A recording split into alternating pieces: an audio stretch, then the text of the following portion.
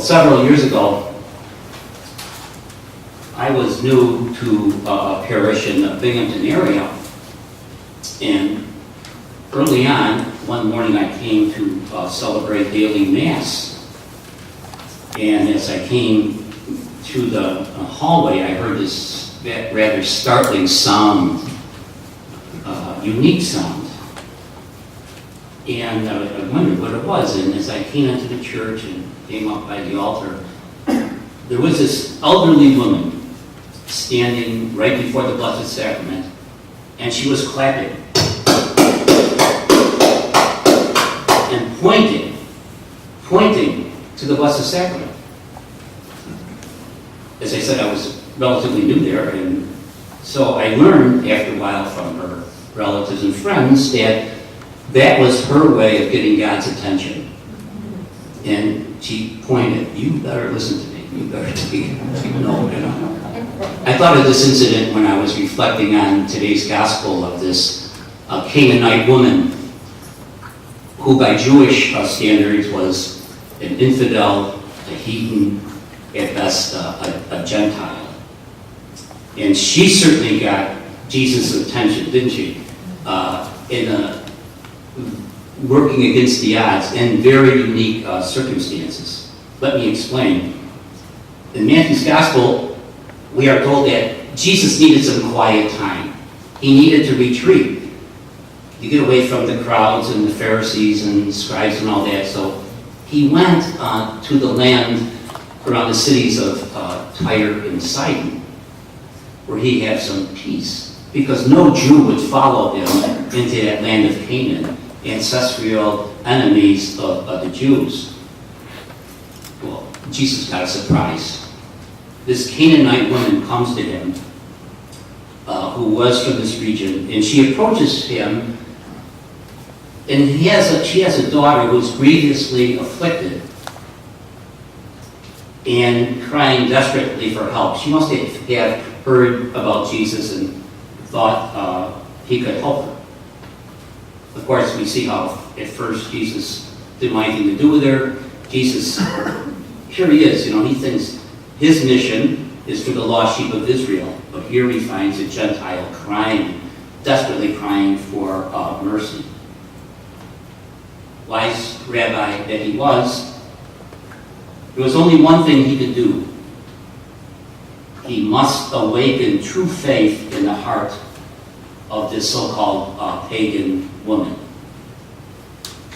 Now, there's many, many things in this gospel that we could explain and go over and over, but that's the point I want to emphasize today, the way that Jesus was able to awaken true faith in the heart of this woman.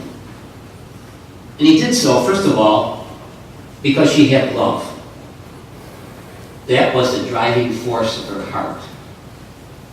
Notice that she was not praying for herself per se. She made the misery of her child her own.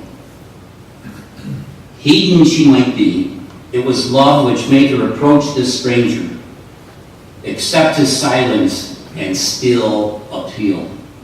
It was love that made her able to see compassion beyond and behind the words of Jesus and suffer his rebuffs. She had a strong love. Notice too that she had a faith that actually grew in contact with Jesus. She began by calling him Son of David. And that was a political title, which looked on Jesus in terms of earthly power and glory. Almost a kind of superstition, as she might have come to some magician. But she ended by calling Jesus Lord, and that's significant. That is precisely what Jesus wanted to see. That a request to a great man must be turned into a prayer to a living God. And notice now she prays, Lord, have mercy. Lord, have pity on me. And that is exactly the way Jesus taught his disciples to pray. Because Lord expresses a certain relationship with Jesus and manifests the kinds of faith that's necessary to accomplish or to have a miracle performed. And that's an important point for us. We learn from this one. When we come to Jesus, we must first come with adoration of his majesty, and only then with a statement of our need. This woman began with a request, but notice she ended with a prayer. This woman came because Jesus was not just a possible helper, he was her only hope. Today we reflect on our own lives, and through this miracle story, the Canaanite woman, the gospel wants to reawaken in us true faith in our heart. So much so that, for us, prayer will not simply be a ritual, but it will be an outpouring of the passionate desire of our souls.